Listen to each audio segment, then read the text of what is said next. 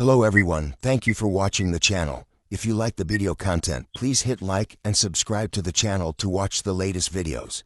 The genesis of the Ford Mustang was not a boardroom triumph, but a desperate act of defiance born in the long, cold shadow of a corporate catastrophe. To understand the Mustang, one must first understand the fear that gripped the Ford Motor Company in the early 1960s, the ghost of the Edsel.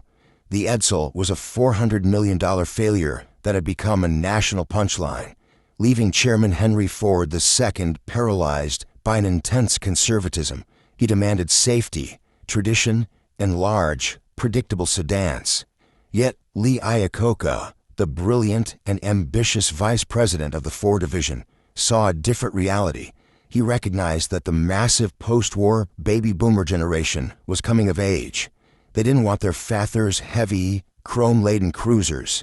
They wanted a vehicle that mirrored their own restless energy. Iacocca envisioned a working man's Thunderbird, a car that offered the prestige of a luxury sport car with a price tag accessible to a schoolteacher, or a factory hand.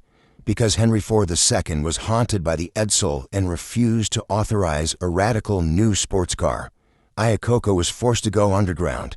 He bypassed the traditional corporate hierarchy and formed the legendary Fairlane Committee. Led by the pragmatic engineer Donald Fry, this group of automotive rebels could not operate within the official design studios. Instead, they met in secret at the Fairlane Inn, a modest motel near the company headquarters. Under the dim lights of motel rooms and tucked away in dusty storage bays, they bootlegged the project, which they gave the cryptic code name T5. Their mandate was impossible: create a revolutionary new category of car on a shoestring budget in record time.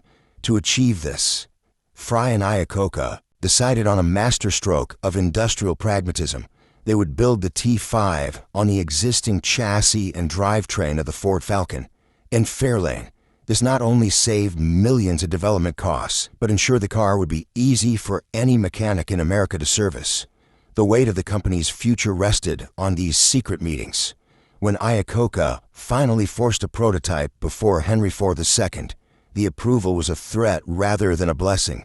Ford looked Fry in the eye and warned him that if the project failed, Fry would be blacklisted from the industry forever. With their careers on the line, the team launched a high-stakes internal design competition.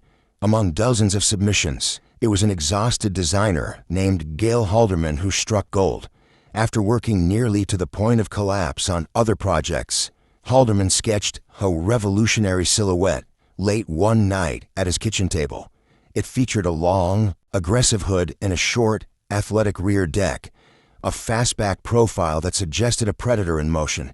This hood-to-trunk ratio would become the holy grail of the pony car genre, instantly distinguishing it from everything else on the American road. The final hurdle was the identity of the car itself. For months, it was known as the Cougar, and prototypes were even built with cat emblems in the grille.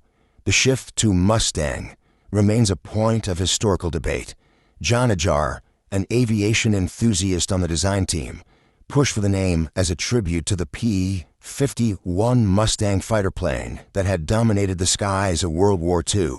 Simultaneously, Hobergi, Edgar, a market researcher and horse lover, proposed the name after reading about the wild, untamed stallions of the American West. While the airplane may have provided the initial spark, it was the equine identity that Ford ultimately embraced. They realized that a galloping horse perfectly symbolized the untamed freedom and rebellion of the 1960s. By September 1962, the funding was finally cleared, the design was locked, and the name was forged in chrome. The Motel Rebellion had succeeded in creating a masterpiece. Now, it was time to unleash the stallion upon a world that had no idea what was about to hit it. Chapter 2: The New York Blitz and the Day America Fell in Love. By the spring of 1964, the secret of the T5 project was pulsing beneath the skin of the Ford Motor Company, ready to burst forth. Lee Iacocca, now a master conductor of public perception, knew that the Mustang's success depended on more than just sheet metal and rubber. It required a cultural earthquake. The development had been completed in a breakneck 18 months, a feat of industrial engineering that left the rest of Detroit reeling. But as the launch date approached, the meticulously planned shroud of secrecy was pierced by an act of youthful defiance that served as a brilliant piece of unintentional street marketing. Walter Buell Ford III, the 20-year-old nephew of the company president, illicitly took a fire-engine red Mustang convertible for a joyride through the heart of Detroit. He parked the unreleased stallion near the Sheraton Cadillac Hotel, where it was immediately spotted by Fred Olmsted, the automotive editor of the Detroit Free Press. Within days, grainy photos of the mysterious red convertible were circulating, igniting a wildfire of national curiosity that Iacocca was all too happy to fan. The grand stage for the Mustang's debut was the 1964 New York World's Fair, an international expo designed to showcase the futuristic innovations of the 20th century. On the evening of April 16th, Iacocca executed a media blitz of scale never before seen in the industrial age. Ford purchased massive blocks of airtime on all three major television networks, ABC, NBC, and CBS, simultaneously beaming the image of the unexpected Mustang into nearly every living room in the United States. In a feat of public relations that remains unmatched to this day, the Mustang appeared on the front covers of both Time and Newsweek magazines in the same week. It was an absolute saturation of the American consciousness. By the time the sun rose on April 17, 1964, it was impossible to be an American and not know the name Mustang. When the doors to Ford's 8,100 dealerships opened that morning, the result was not a series of sales. It was a cultural stampede.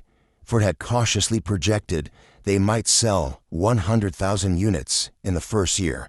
Instead, they sold 22,000 Mustangs in the first 24 hours. The scene across the country was one of total, beautiful chaos. In Chicago, a dealer had to lock his showroom doors to prevent the crushing mob from shattering his display windows. In another city, a man was so desperate to secure the only Mustang on the lot that he refused to leave the driver's seat while the dealer processed his check, eventually sleeping in the car overnight to ensure no one else could claim his dream. One driver was so mesmerized by the sight of a Mustang in a showroom window that he lost control of his truck and crashed straight through the glass. Among the millions swept up in the fever were the firsts, who would become part of the car's eternal lore. Gail Brown, a 22-year-old schoolteacher in Illinois, had walked into a dealership seeking a convertible. When she found the floor empty, a sympathetic salesman led her to the back, pulled a tarp off a sky blue Mustang, and sold it to her 2 days before the official release date. In Newfoundland, Canada, a pilot named Stanley Tucker managed to buy a Wimbledon white convertible 3 days early. Unbeknownst to anyone at the time, Tucker had purchased vehicle identification number 001, the first Mustang ever produced. The Mustang was no longer just a vehicle. It was an epidemic of desire. Iacocca had successfully tapped into the American psyche, offering a sense of rebellion and individual freedom for the remarkably low price of $2,368. The pony car had arrived, and the American road would never be the same again. Chapter 3. The millionth stallion in the cinema of cool. The momentum of the Mustang was not a passing fad. It was a permanent shift in the tectonic plates of American culture. By early 1966, the frenzy that had begun at the World's Fair had transformed into a relentless industrial march. On March 2, 1966, just 2 years after the very first model rolled off the line, Ford achieved a milestone that defied every traditional automotive logic: the production of the 1 millionth Mustang, in an industry where selling 100,000 units was considered a success. Reaching 1 million in 24 months was a miracle of mass production. However, this landmark car, a pristine white convertible, was not destined for a showroom. It was the centerpiece of a historic trade that would close a loop in a Mustang's chaotic origins. The story returned to Stanley Tucker, the Eastern Provincial Airlines pilot from Newfoundland who had accidentally purchased serial number 1, then 001, 3 days before the official launch in 1964.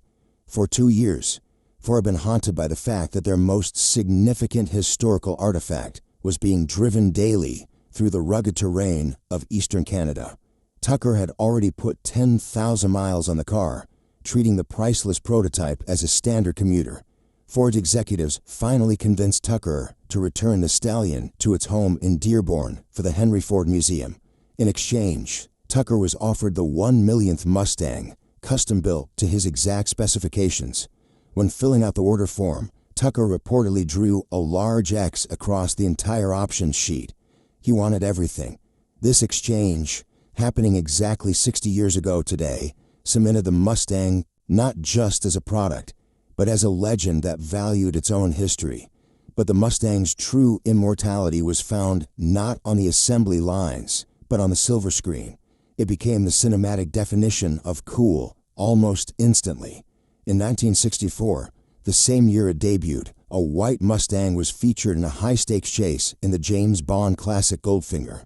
However, the car's definitive Hollywood moment arrived in 1968 with a gritty police drama bullet.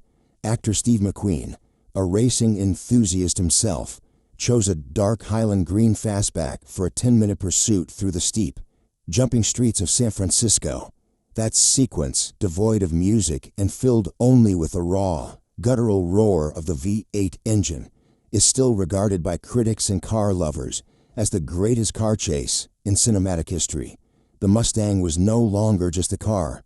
It was a character, a symbol of the rugged, rebellious individualist. Today, after 7 generations and more than 10 million units sold, the Ford Mustang stands as the longest continually manufactured nameplate in the company's history. It transformed the industry by creating the pony car genre, forcing competitors like Chevrolet and Dodge to scramble for a response. Yet, more than the sales figures or the engineering specs, the Mustang remains a testament to the Motel rebellion, led by Lee Iacocca and Donald Fry, is a reminder that sometimes the greatest icons are born when passionate people ignore the cautious voices in the boardroom and follow their instincts into the open road. The galloping stallion remains untamed, a rolling piece of Americana that continues to represent the absolute, unbridled spirit of freedom.